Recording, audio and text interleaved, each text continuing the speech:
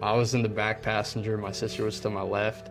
My dad was driving, my mom was in the passenger seat. That's when the worst came out that I had cancer. Got a phone call for one of the doctors. Even the phrasing just seems weird to me. Your cancer tested positive. I'm like, my cancer?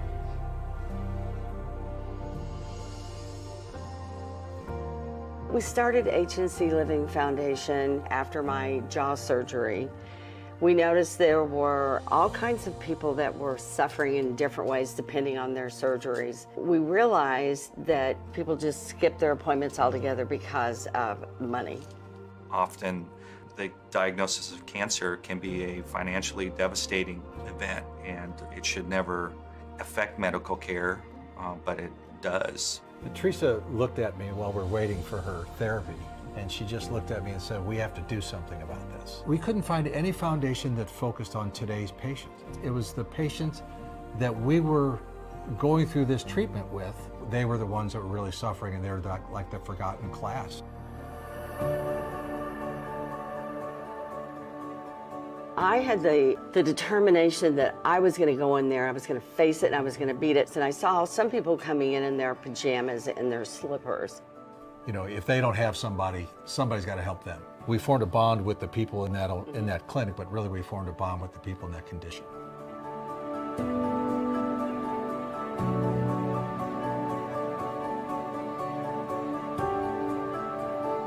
People don't really know or understand how much it's affecting these families financially, emotionally, physically. It just really takes a toll. You know, you can be working 40 hours a week, making a decent living, but still cancer is expensive and it sneaks up on you, and there's always something. People don't realize about head and neck cancer that it's an ongoing process, that there's no really end date to it. If I've had radiation on a different part of my body, I might be able to cover it up. But I can't cover up a neck, a face. It's devastating, and radiation never goes away. 7 years out, it's still there. Every patient I talk to, it's important to explain the difference about living like you have cancer and living like you don't have cancer.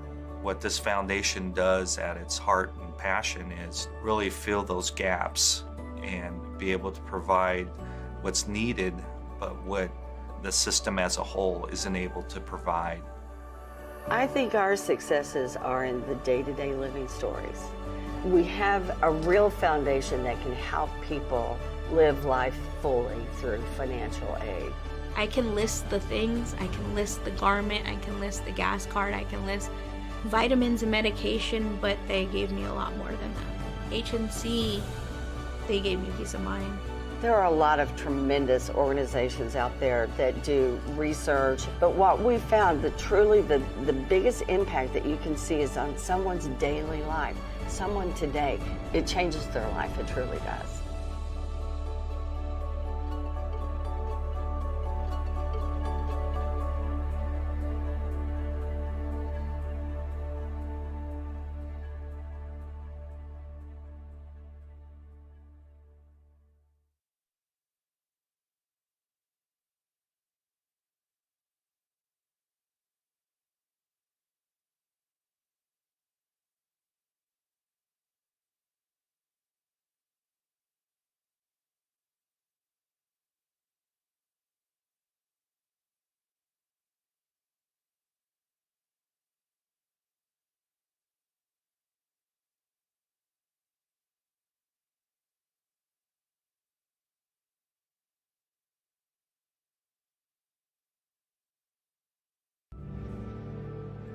I was in the back passenger, my sister was to my left. My dad was driving, my mom was in the passenger seat. That's when the worst came out that I had cancer. Got a phone call for one of the doctors. Even the phrasing just seems weird to me. Your cancer tested positive. I'm like, my cancer?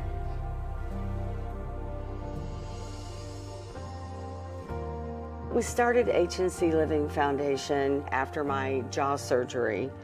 We noticed there were all kinds of people that were suffering in different ways depending on their surgeries. We realized that people just skip their appointments altogether because of money. Often The diagnosis of cancer can be a financially devastating event, and it should never affect medical care, but it does. Teresa looked at me while we're waiting for her therapy, and she just looked at me and said, we have to do something about this. We couldn't find any foundation that focused on today's patients. It was the patients that we were going through this treatment with. They were the ones that were really suffering, and they were like the forgotten class. I had the determination that I was going to go in there, I was going to face it, and I was going to beat it. And I saw some people coming in their pajamas and their slippers.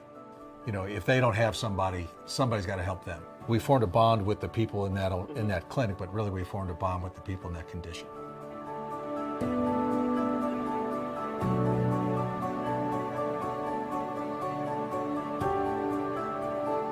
People don't really know or understand how much it's affecting these families financially, emotionally, physically. It just really takes a toll. You know, you can be working 40 hours a week, making a decent living, but still cancer is expensive and it sneaks up on you, and there's always something.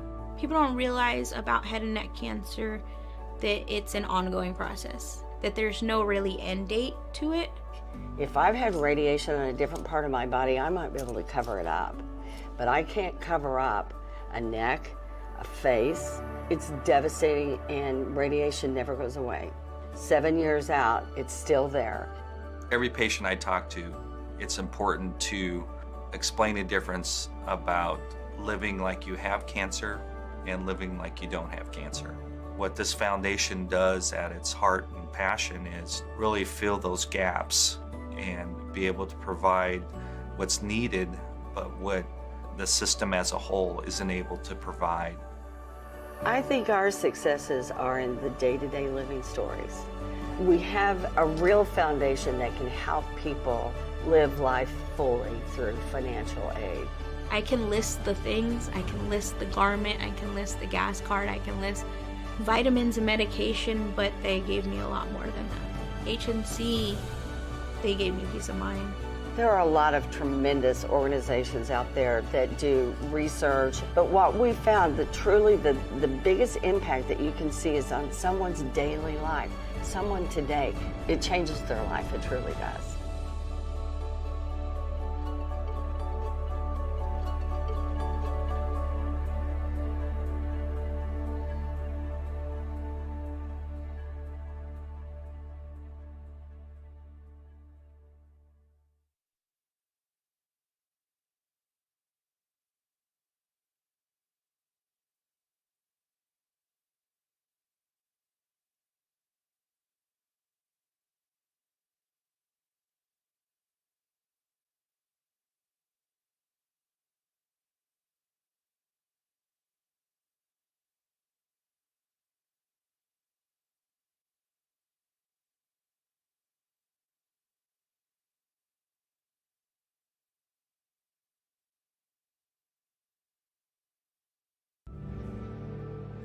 I was in the back passenger, my sister was to my left, my dad was driving, my mom was in the passenger seat.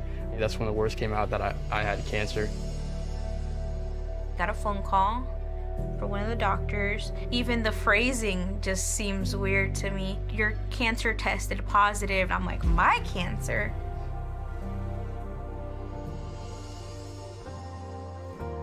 We started HNC Living Foundation after my jaw surgery.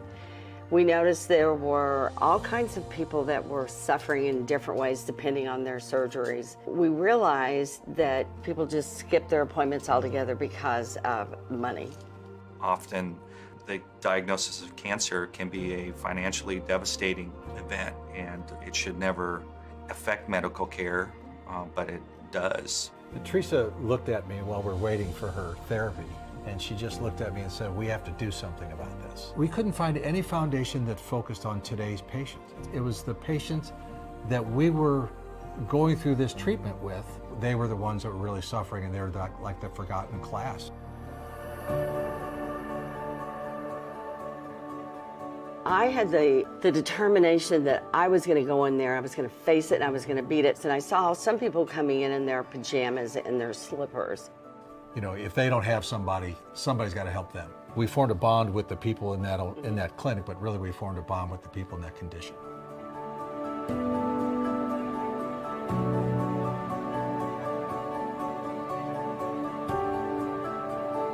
People don't really know or understand how much it's affecting these families financially, emotionally, physically.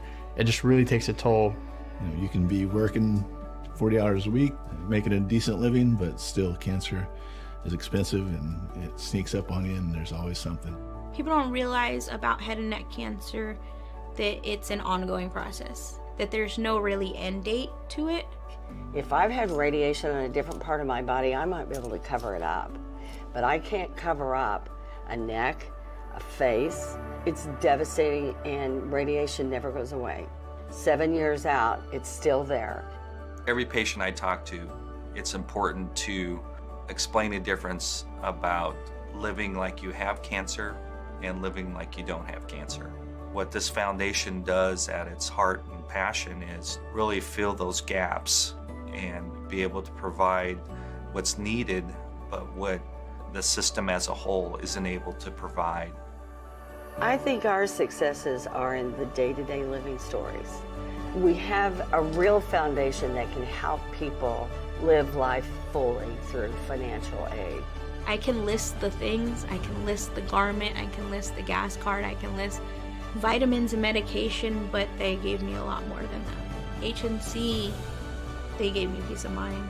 There are a lot of tremendous organizations out there that do research, but what we found that truly the biggest impact that you can see is on someone's daily life. Someone today, it changes their life, it truly does.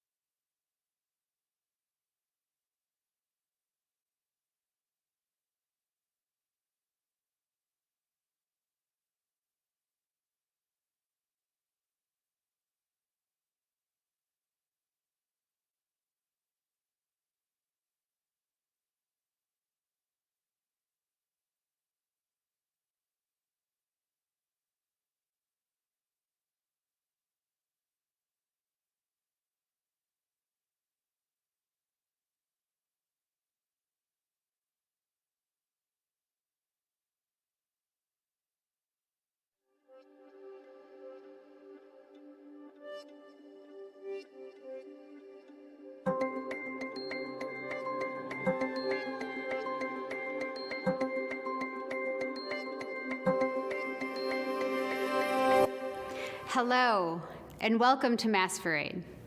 Following the cancellation of Mass for Aid last spring, we're gathering virtually in light of the global health crisis. I hope that you and your families are doing well and that the pandemic has caused very minimal interruption to your lives. Nevertheless, we're thrilled to have a way to celebrate our 7th rendition of this amazing event, Masks for Aid. Thank you for being with us tonight. Never before have we shared such a profound interruption as the pandemic. Our lives look very different now. In all likelihood, we will never return to who we were or how we were before this past year. We've all experienced a transformation of sorts, and this year, through change and cancellations and new ways of living, and for far too many, loss. I can't help but to reflect on that feeling, the feeling of interruption, not knowing in the moment what lies ahead on the other side of sobering news.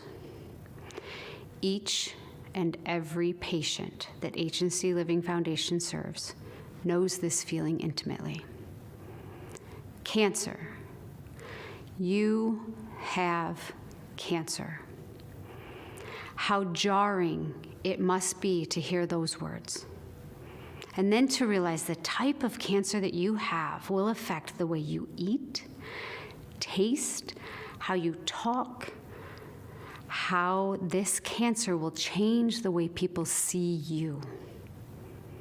Hearing the words, "you have cancer," sets into motion hundreds, if not thousands, of obstacles that change your path. So not only do you have cancer, but you have cancer during a global pandemic. Now add the challenges of COVID, unemployment, access to healthcare, shutdown of schools, dental offices, businesses, and more. These challenges are significantly more complicated for people with head and neck cancer. Not only did necessary support services continue to be costly, but the shutdown actually closed off the ability to access these services. Not to mention, treatments for many of these patients were considered non-essential. We are so grateful to the medical community for all that they have done throughout this pandemic, and especially for head and neck cancer patients. HNC Living Foundation has been there for these patients every step of the way. Because of your financial support, HNC Living Foundation has helped over 3,000 patients and is now working in 43 states across the country. Tonight, you're going to meet two of those patients, Melinda and Caden, two survivors who HNC Living Foundation has supported throughout their cancer journey. Both individuals have experienced the interruption of cancer.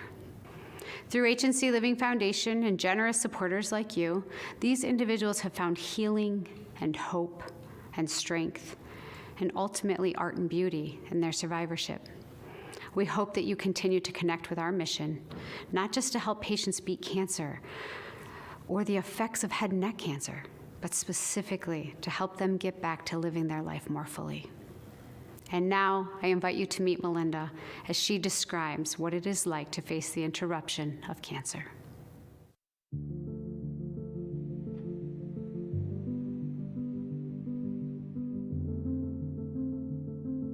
I didn't know that I had a family history of cancer going into my journey.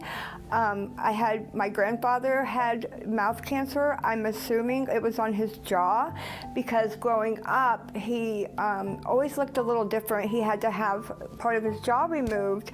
And of course he had a scar, but as a child, you don't really, it's just how he was. So I didn't really think a whole lot of it, but I did know he had cancer. I just never really thought a lot of it because I was a kid. And then after I got cancer, about 2.5 years ago, my mom got diagnosed with esophageal cancer, the same exact type and everything in her esophagus. She opted to not fight. She was tired before she ever got cancer, and she just didn't want to take the treatment, and she passed away about a year ago, a little over a year ago. Good, good. Right, so today will be a lot like last time. Okay. Only but a little more detailed. Okay.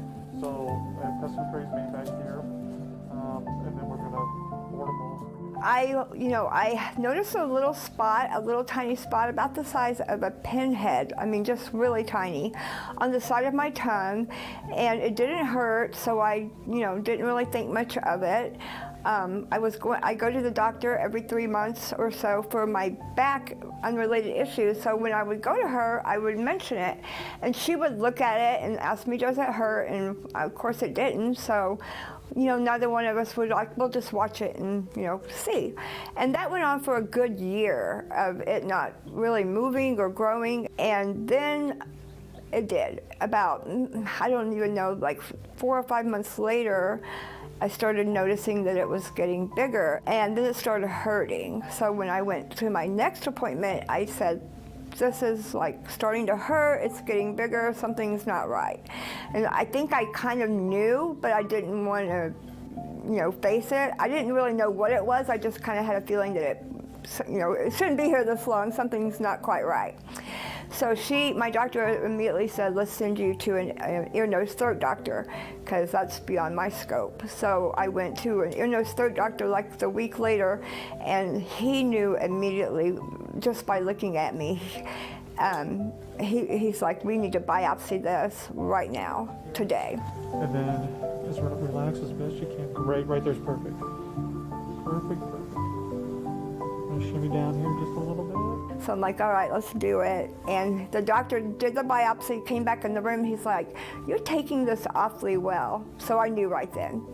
I knew, like I have chills. I knew immediately, taking what? So that's when I pretty much knew. And it took a week to get the biopsy results, and then my whole family went with me to that appointment because I pretty much knew what I was going to hear.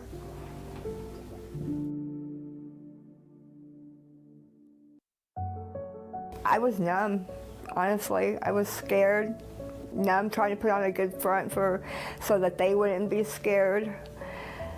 But it was scary. I wasn't sure what I was facing, but I knew it couldn't be good. I really just remember going in my room alone and just crying because I didn't want everyone else to see me, because I didn't want like my kids to feel it worse than they already did about it. And then I didn't sleep for like a couple days because I was scared and nervous. Couldn't believe like how this is happening to me. I didn't smoke, I didn't drink, why me? But then I just finally, like, I'm a firm believer in God and that everything happens for a reason. So I just kind of came to an acceptance of it. And I was just like, I'm going to fight this. I'm going to do what I have to do. I'm going to show my kids that you can be strong and do what you have to do and get through it. And, you know, whatever the outcome is, that's what's meant to be. 45 to 50 rounds of radiation, and that was Monday through Friday for 2.5 hours. A lot of my tongue to be, removed. And I had to go through hyperbaric chamber therapy, and that was 50 rounds at 2 hours each time. I live in a small town, so there's nothing really local, so I had to travel for pretty much everything. And most of my medical appointments were at KU Hospital and the Cancer Center, and they were absolutely amazing. So, I just didn't have any short commutes at all. It was a long, no matter which way you look at it, it was a long drive there and back. Financially, just in gas and wear and tear on your vehicle alone, it's overwhelming. You don't think about, it's going to cost me $6 every single day just to go to an appointment in gas. And, heaven forbid if your vehicle breaks down or something. I mean, it's just a lot. It's a lot that you don't think of until you are having to deal with it. My whole journey, the cancer journey, it's been horrible, to say the least. Cancer, no matter where you get it, it's horrible. But people don't realize, a lot of cancers you can't see and you don't know people have it. I want you to say 77. 77. 66. 66. Church. No, that isn't the case for head and neck cancer patients. It's very visible. I have a visible scar. I obviously have no teeth. I talk with a little bit of a lisp because of my tongue, having to have some of that removed. So it's not a cancer you can hide from. And even when you're done, you still have the scars from it visible. It was hard to look in the mirror. It was hard to accept that. But I just had to tell myself, I'm here. It could be worse. My mom's not here, so, be thankful that you're alive. So I just got the attitude of, it is what it is. So I didn't think that I would be able to afford to get dentures. It wasn't really an option for me. And so when my dentist told me about the Head and Neck Cancer Foundation grant, and that was I interested in applying, I almost screamed yes, yes.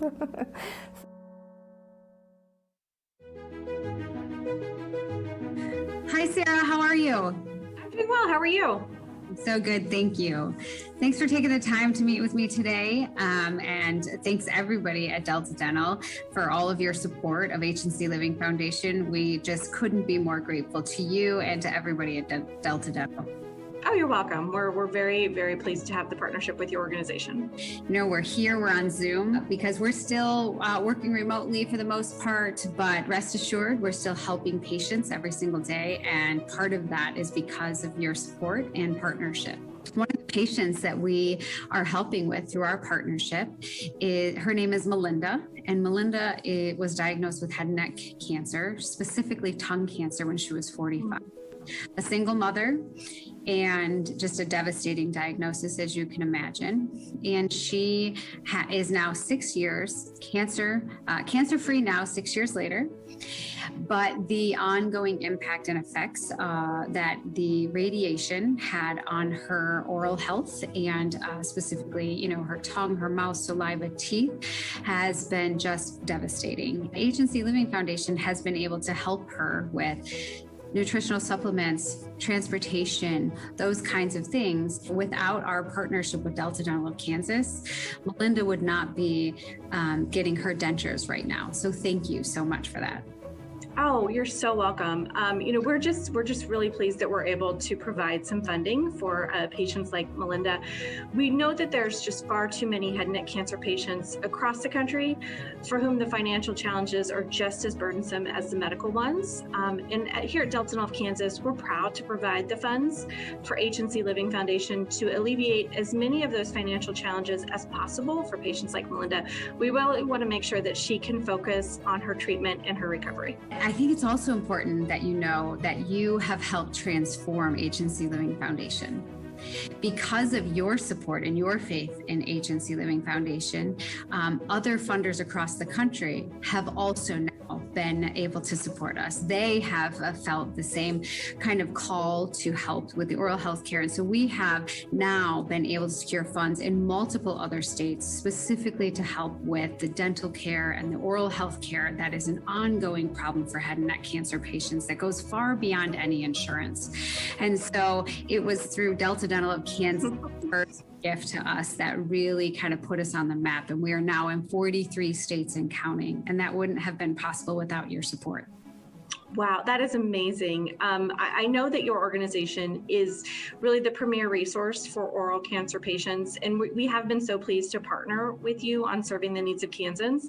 And it makes us extremely happy, me personally extremely happy, to learn that the partnership has also helped gain support of others to allow for that assistance to really move beyond the state of Kansas and into other much needed areas. Your organization is one that is truly making a difference in the communities in which you serve and also in the lives of those that you assist. So thank you for that. We really are so happy and pleased to have your organization available to help people. Well, thank you. I mean, I feel like we're here trying to thank you and then you're thanking us back.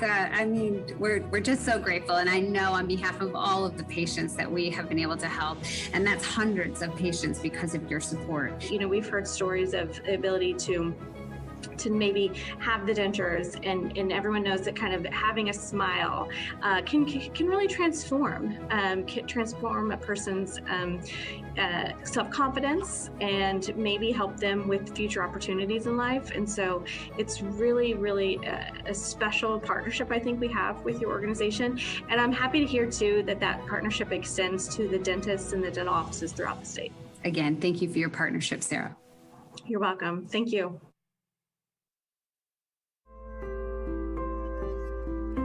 Not being able to, afford to get my own dentures, the ability to have a grant from the Head and Neck Cancer Living Foundation and Delta Dental that was like winning the lottery. It was like one of the best days ever in the whole process, just to know that I didn't have to be like, I'm only 53, I'm too young to not have teeth.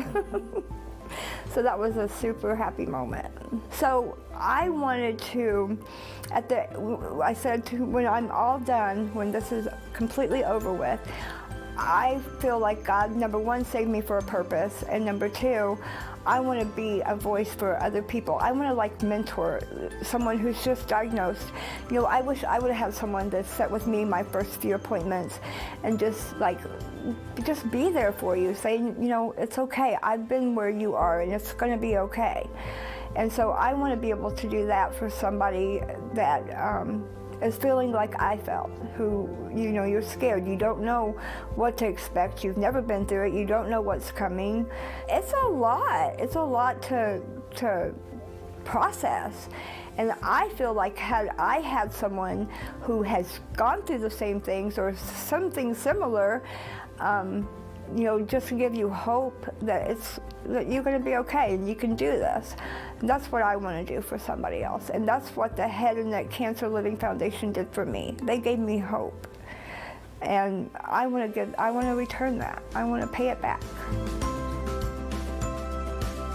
The process of being able to literally pick your smile, so to speak, was, I mean, giddy is the only word I can really think of. It was just, when the dentist held up the one tooth just so I could get an idea what the shade was going to be like. I think that looks Yeah, nice.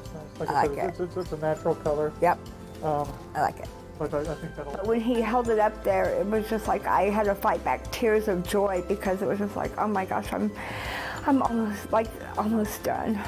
I mean, you're never really done, but for me, that's like, okay, you made it. You made it to the other side.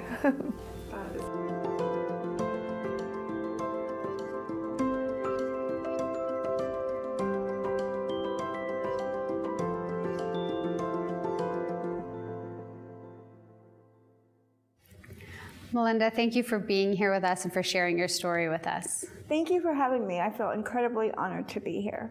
Well, we know that the path to survivorship is not an easy one, and that your journey has been especially difficult. And some people actually even choose not to fight this disease. I think you know a little bit about that. Can you talk about that? Yes, actually. Unfortunately, I do know too well. About 3 years into my diagnosis, my mom was diagnosed with the same exact cancer, squamous cell carcinoma, it's a mouthful, which was skin cancer that can form anywhere. Hers formed in her esophagus, so it was down lower, and she was going to need chemo and radiation. And she was already, you know, not very healthy to begin with, and she just chose not to fight. It was just too hard for her. She just made, you know, I'm sure, an incredibly painful decision. And unfortunately, I lost her about 1.5 years ago to cancer. So for me, it made my fight even more significant after having lost her. So I can't imagine what that's like to lose a parent while going through your own cancer of the same kind of cancer diagnosis. And what made you choose to fight? Honestly, for me, it really wasn't an option. I have 3 children, one of which was still at home. He was only 14. And then I have now 4 grandchildren, but 2 at the time with 1 on the way. So I wasn't going to go down without fighting. It wasn't an option. Melinda, we're here tonight. We're celebrating Mass for Aid, and we're celebrating survivorship, specifically your survivorship, as well as many others. And as we socially distance amidst the pandemic, and we try to bring this event to our viewers at home, it would be very difficult for them to know all of the challenges and the struggles that you've faced, but also that you are here talking to me without teeth. Yes, ma'am. And this is an effect, this is an impact that you experience, and many experience, because of head and neck cancer. Yes, ma'am. It's, you know, they kind of warn you going into radiation that it could happen, but, you know, of course you think, no, it won't happen to me. I have strong teeth. No. The damage is just beyond what you can even comprehend at the time. And, you know, even with the pandemic, even with wearing masks and stuff, you know that you don't have teeth. You know that you don't look like you should look. So even though maybe other people don't see that, or I can hide behind a mask during the pandemic, I always know that it's not, I don't have my teeth. I don't feel like I should feel yet. So getting those dentures from HNC Living Foundation and Delta Dental, not only will it fix my outer appearance in my mind, it kind of is like tying a bow on everything that I've had to endure. It's like, okay, finally, you're going to look somewhat like you looked going into it, because it definitely changes your appearance. Is your family watching tonight? They are. They are. And so you're finished with radiation, and they give you a mask. At the end of your radiation treatment, they hand you the mask that you used during all those treatments. And talk to me about your feelings about this mask. I personally wanted to throw it in the trash can. I didn't want to look at it ever again. To me, it was a reminder of being tortured, basically. I know it was for your good, but at the time you don't feel that way. And my son William, my oldest, he accompanied me on many of my appointments, and he wanted to keep it. He's like, "No, Mom, I want to keep it. It's a sign of your strength and what all you've endured." And he took it home and put it on his wall above his couch. And I would go over there and I'd be like, "I don't want to look at that, take it down." And he's like, "No, Mom, you survived, you do want to look at it." So when they asked me if I would be willing to donate it for, to have it transformed into a work of art, to me, I didn't see how something so hideous and horrible in my eyes could be transformed to something so amazing, but clearly it can. So I'm super excited because it's going to take something that was so terrible and make it something so beautiful and amazing. And is William joining us tonight from home? He is. He is. Well, we want to thank William for saving this mask and for also allowing HNC Living Foundation to take this mask and to help you transform this mask into a beautiful piece of art, really symbolizing the struggle and the triumph of your survivorship. And HNC Living Foundation has had this as a signature part of our fundraising efforts to support patients like yourself. And co-founder Teresa Walsh commissioned the evolution of her own mask, was the very first survivor to do so. And so we have her mask right here. And so tonight we will be taking Melinda's mask, and we have a longtime artist and supporter, Rhoda Powers, who's an amazing artist, and she will be taking your mask and transforming it into a beautiful piece of art. We gave this mask to her a couple of weeks ago, and next up we're going to be able to watch how Rhoda has transformed your mask. Yes, I'm so excited. My interest in art goes back to as a child. I mean, we didn't have much as kids, so one of the things that I wanted so desperately was a box of 16 crayons, and I got 8, and consistently got 8, and I needed more color in my life, and so I just kind of decided that early that's what I wanted to do. I didn't know anything about it. I wanted color. I was happy to come to Kansas City after I graduated from Emporia State. I married in '86 and stayed home with my kids for years and years. And when they got into school, then I started thinking about it, because when you quiet something but it's always still there, and kind of like a drum beat where it just gets louder and louder, and you just, even if you're not listening to it, it's still there. So finally in my 40s I decided I was going to do it. My husband and I had split, and my boys were in a good place, and I was like, it's now or never. I finally just really settled on glass. I get the color, glass is strong and it's fragile at once. So 2007 I'm going, okay, so we'll try a show. Now I have just one 40-hour-a-week job and then some side hustles in addition to the glass.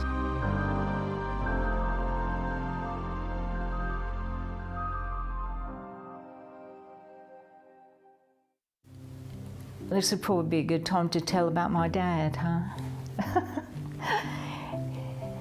I think it kind of struck home, and in that head and neck cancer is such a devastating thing.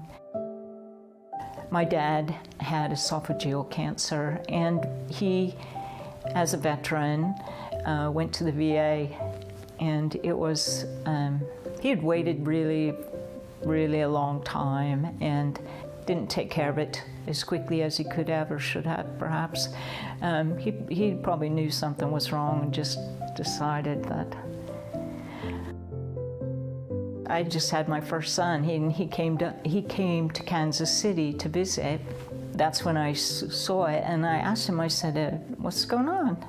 Maybe you need to go see a doctor. I mean, when I took my dad to the VA, I mean, he was in the service, right? He was in World War II. And the first time I saw him frightened was when he walked down the hall towards his first appointment at the VA. But there wasn't a lot they could do, so he had just retired. I think that's what really bothers me the most, that he didn't really get to expend his retirement in the manner in which he liked.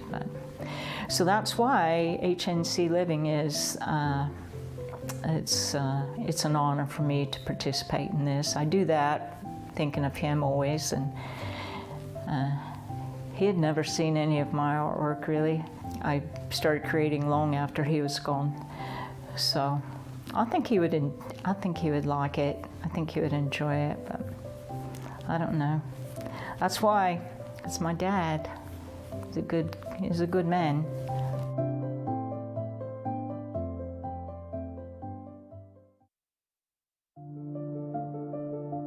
It is, I think about it a long time before I do anything. Like in this particular instance where I actually got to meet the recipient of the artwork, and she told me what she likes and things like that. And so, but with all of that information comes things I need to solve. So I needed to solve where it was going. It's going on a charcoal gray wall, a dark wall. So how do I show it in its best light on a charcoal gray wall if it's glass? And how do I solve scale if it's going over the sofa? So I learned how big the sofa was. And then the things that she likes, the colors and things like that, how do I bring those all together and still look good with this background? Although she felt absolutely certain she would love it, you know, it is always something in the back of your mind that you work towards. Once I solved all of that, then I go to the paper to create the sketch for the glass itself. I'll cut that glass. Every single piece will be hand cut. And then there is something added. I always add a surprise for the recipient, because I don't want them to already know what it's going to look like. In this particular case, can I tell it? It's going to have pieces of clockworks, watchworks in it, because her treatment and the mask itself has given her time. And so I thought I needed to incorporate time, or pieces of time, in the artwork itself.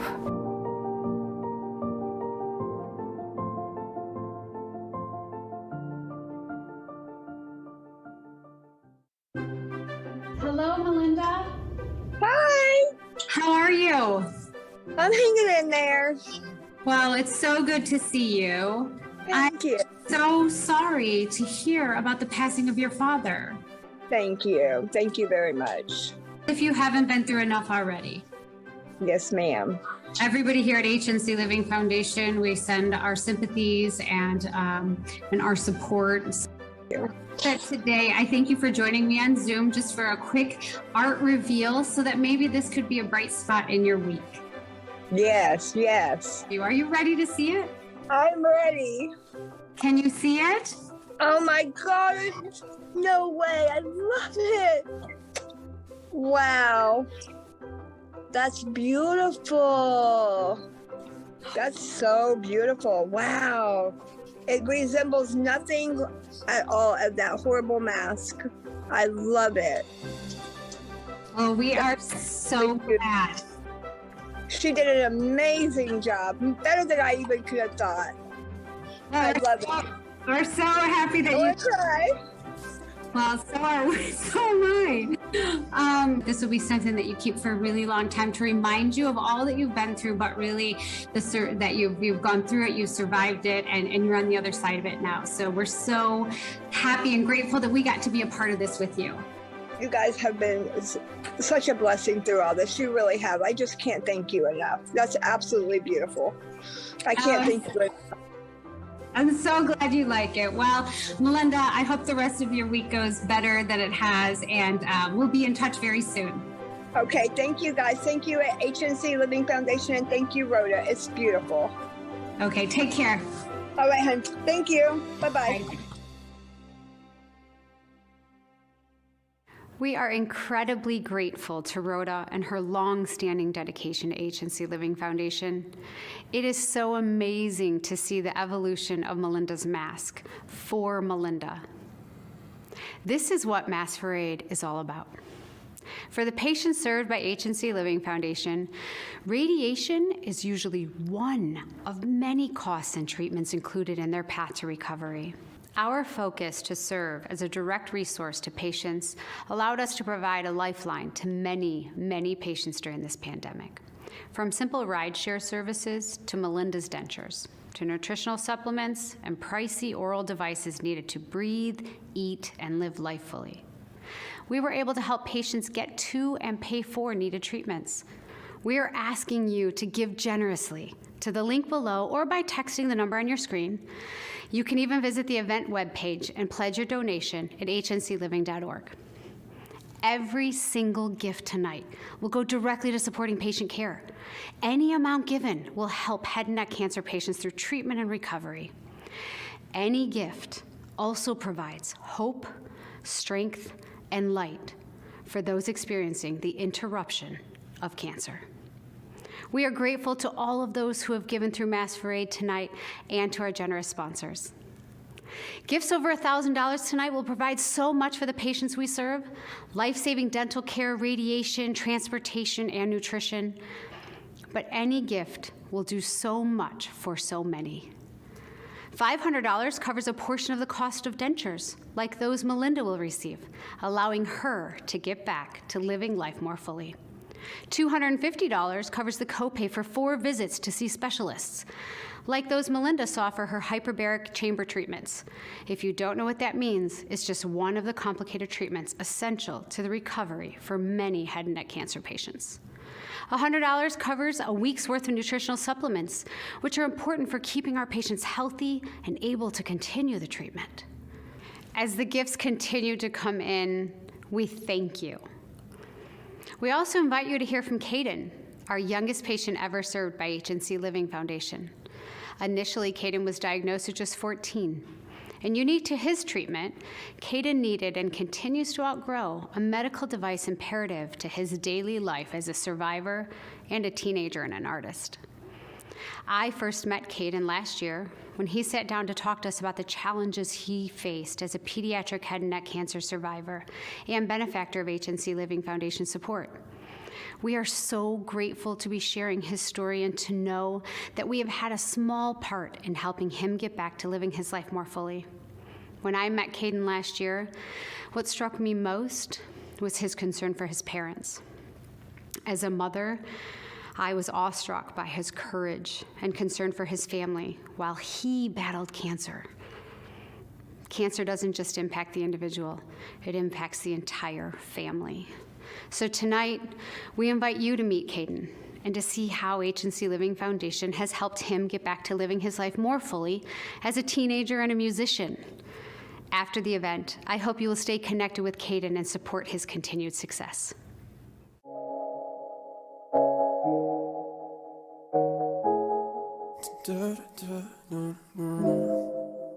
I can't escape the past in my brain, so I stay away to take away escapes. Please give me a sign and tell me it'll be fine. God, I'm losing my mind. Why'd you keep me alive? Why'd you keep me alive? Why'd you keep me? Yeah, my mama always told me to keep it off of my mind, cause nothing's gonna heal it, just gotta give it some time. I keep looking for the pain and with no on the other side. When I'm feeling really low, I keep drowning in all these highs, but I can't occupy my mind with the shit I can control. Feelings that I fight won't affect me when I'm old. I wanna reach heights to the stories that I told. If I ever came short, I can never stand my soul. All of the promises that I've been making, when I look back at myself, well, I hate that I couldn't live up to the man I've been praying to God I could be. He gave me blessings, my mother and father to me. I just hope I'm not falling too deep. All of these thoughts, can't find the answers. I'm praying to God, why'd I make it from cancer? Why did you take her away so damn early in days? To her, I can never compare. All of the hell that she went through and tears on her tissue, she always gave others a care. I never told her how hard all the things that she said to me hit me. I know it ain't fair. I know there's a reason. I know there's a purpose, but I can't come up through the terrible surface. Do I deserve this? Give me the chance and I'll prove to myself that I'm more than just worthless. I would do anything, trust me, I know about the pain. The scars made a beast, I be drowning in Hennessy. Maybe by taking away all the hate in my brain, all the pain and the guilt cannot get to me. It's probably sick of me, keeping it locked in a cage where the light never reaches its eyes. For years I've been out in disguise, acting like everything's fine when I would just hide. Then I was given a chance to tell them my story. The goriness flooded my mind, anxiety struck from behind. Months passed by, I thought I was dying inside, but I was reliving the fight. Witnessing anything brought out the tears in my eyes. I'd rather just die. I'd rather just die.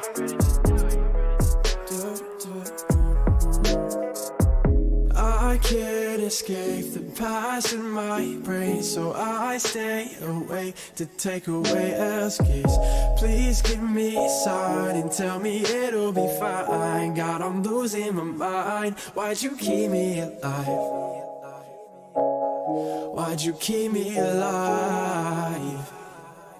Why'd you keep me? Yeah, how many times do I gotta keep asking? Why wasn't I the one picking my casket? I had it rough, but others who had it would always be tragic. I hope they're all laughing with you. For them, I be singing the saddest of blues. I know that their pain is erased, but more than that, I hope I made them all proud in my days. When I get up there face to face, please, God, you know my mistakes. I promise you I would be nothing but grace. I promise I'm trying my best, cause I know she's watching me grow as a beautiful soul up in heaven right after she left. Man, I feel blessed. Blessings on blessings on blessings, and still I be hella upset. I know my past was a lesson to never be stressing about nothing. As long as I'm using my head, they know I'm not better off dead. But that doesn't mean that my life ain't a mess. But now I found music, I'm hella obsessed. Now I can open my feelings without a response. An ocean of healing came out of the pond. You know what I'm dealing with, pros and no cons. I open the ceiling by making these songs.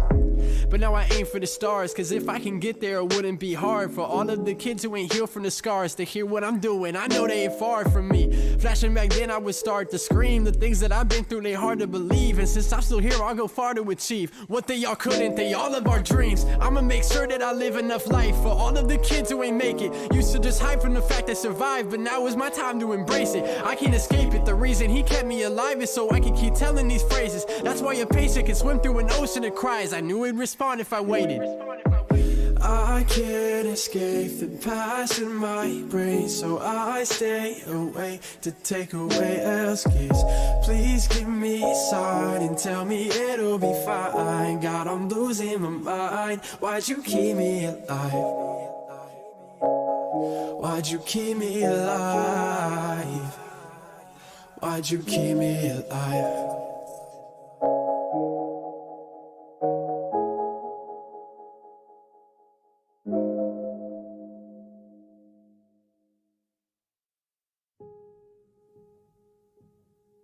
I mean, before I got cancer or knew it was cancer, I knew what cancer was, and I instantly, 13-year-old me, instantly associated it with death, which is pretty bad. But once I actually got it, it was way worse than I imagined it would be. And when I first got it, I completely envisioned myself differently and like this weak person that I didn't want to be. I didn't want to tell anybody at school because I didn't want everybody, thinking about me and, being sorry for me. It was the biggest thing. So I didn't want to talk about that. And it was also just really hard emotionally for me and my family and everyone who knew about it, because I didn't want them to be sad. I didn't want to talk about all the things that I had to do in the hospital and, possibility of death. And at 13 years old, that's just not something you want to think about. And then by the time we got over the surgery and stuff like that, and we were just doing scans and stuff through high school, I didn't really want to tell anybody about it still, because I was like, well, in my mind, the hard part's over with. I want to get on with my life. I want to get past that. But I just didn't talk about it at all. And because I didn't want to, it was painful. Since you guys interviewed me, it forced me to like start remembering things, because I had to tell the story. And I started reliving like the most sad memories that I had and all the pain. I mean, at first I got anxiety attacks. I'm not gonna lie, it was like a PTSD. I would see something and I would flash back and live through memories that I kind of forgot about. They were like the kind of anxiety attacks where my whole body would be shaking, my heart would be pounding out of my chest. I would be like hands tingling, neck tingling. I couldn't breathe. I thought I was having a heart attack and dying every single time, and it would happen once or twice a day for 2-3 months. So I had to get some medication for that. The girl, Jenny, who I talk about in that song, she reached out to me when I was 13, and she had the cancer as well, same osteosarcoma, but it was in her leg. And she texted me and she was like, hey, like, I know you have this and I know exactly what you're going through. I have it as well.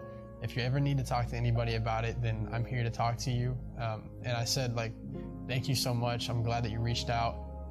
And then when I found out that she died, I was actually at my uncle's house in Wichita, and it hit me really hard because she was like a beautiful soul. Like she would like make videos like for all the kids, like what it's like to go through treatment and tips on how to stay strong mentally. And I remember thinking, like, I didn't do any of that.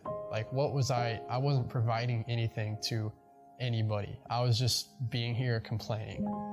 So I was like, how come someone like that, who is going through the worst of it and being just like giving her energy to everybody else, how does she die and I get to stay here?